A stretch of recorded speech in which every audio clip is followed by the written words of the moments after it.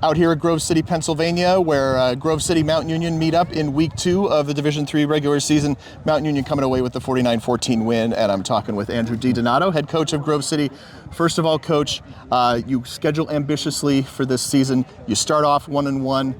1-1's not bad. You have to understand 1-1's not bad. You okay with that? Yeah, we understand there's tiers in Division III football, and it's taken a lot of work for us to get to that tier that's in the national playoffs and being able to win a playoff game. Mm-hmm. But clearly Mount Union, North Central, teams like that are another tier, and we just want to see where we're at, and the beautiful thing today is we get a clear picture of where we're at and what it takes to get now to even that next tier where these teams are at. And for your kind of real quick summation of that, what does it take? Yeah, the margin for error is so small. We had those opportunities. There were some passes we did get behind guys, but you don't get as many of them in these type of games, and you got to capitalize on them. And if you get them in 3rd and long, you're not going to get them in another. You got to get off the field. So the biggest thing is we got into those situations, but against a team like that, you got to capitalize, and we did not do that. And that's the margin for error is so much smaller, and I think that's my initial takeaway. You had a great start to this game, obviously, and 5,000 fans, 3,500 of them or so yours. Had to be very happy after that first drive. You really took it to Mount Union.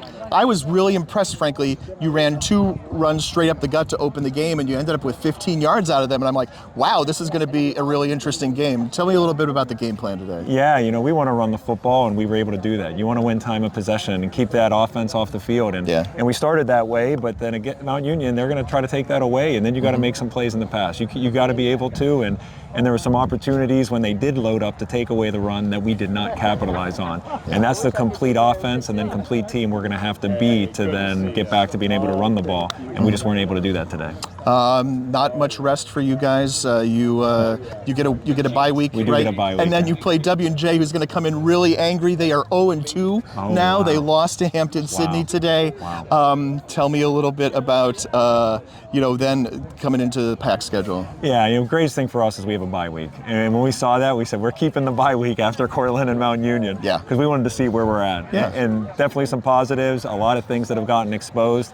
And right now we know we're 0-0 in the PAC, and we got 2 weeks to clean it up for obviously against a rival for us, a big one coming up here at W&J in 2 weeks. What was it like just having all these people here, the atmosphere, that sort of thing? Amazing. I mean, we've worked so hard to get to this point, and just the fans are amazing. For you to be here too means the world to us. Appreciate that. And these are the games we want to be in and stay in, and that's why we go to work and figure out again how do we stay where we're at, but then compete against the top tier of D3. You and I are standing here. I would guess, if I have to look down at my watch, almost 30 minutes after this game has ended, and you've got, guys and families and all that still talking on the field. I know you guys, the scoreboard is on the other side of the shot for good reason. It's not pretty on the scoreboard, but you guys seem in good spirits. Yeah, I mean, the environment here is amazing. And we always say play the infinite game. It took us 7.2 years to go from the bottom to the top of the PAC. Mm-hmm. We're not surprised in year 2 of saying compete for national championships, and we got a lot of work to do. Yeah. But we understand that there's a bigger purpose to all this and what we're trying to do, and our fans are second to none. We appreciate their support. He's Andrew DiDonato, head coach at Grove City College, his team here against Mount Union in week 2 in 2025. Thanks for your time. Thank you. Appreciate it.